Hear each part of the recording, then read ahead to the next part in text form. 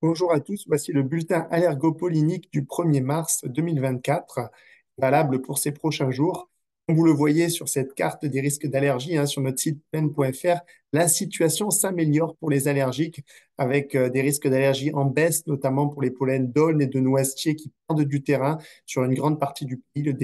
Le risque d'allergie ne dépassera pas le niveau moyen pour les pollens d'aulne, comme vous pouvez le voir, et le niveau faible pour les pollens de noisetier qui arrivent vraiment en fin de floraison. On retrouve d'autres pollens comme les pollens de frêne, de cupressacée, d'orme, de peuplier aussi présents avec un risque de niveau faible pour ces pollens-là.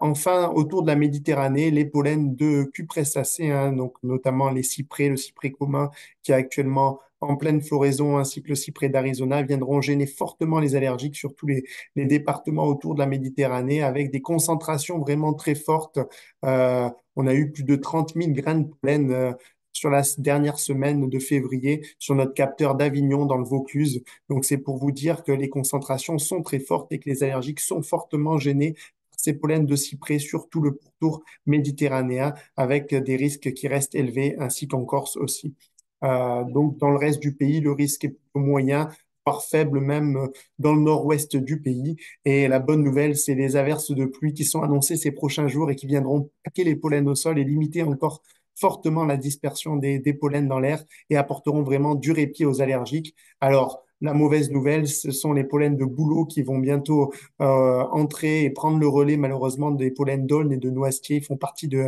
la même famille, la famille des bétulacées, tout comme les aulnes et les noisetiers viendront prendre le relais donc et gêner les allergiques à partir de la mi-mars avec des conditions qui s'annoncent très printanières qui favoriseront malheureusement et accéléreront cette floraison des pollens de bouleau. Donc les allergiques doivent se préparer à des semaines plus compliquées à partir de mi-mars, fin mars pour la floraison des pollens de bouleau. Si on regarde pour terminer ces cartes de modélisation, qui reprennent donc les prévisions pour ces prochains jours pour les concentrations de pollen d'aulne, et on voit que les concentrations sont en baisse, ce qui est une bonne nouvelle. Vraiment quasiment plus de pollen d'aulne à part un petit peu dans le nord-est du pays encore ces prochains jours et dans les Alpes, mais globalement, les concentrations diminuent, ce qui est une bonne nouvelle pour les allergiques ces prochains jours pour le début du mois de mars et pour le début donc du printemps météorologique qui a commencé le 1er mars, qui couvre donc le mois de mars, avril,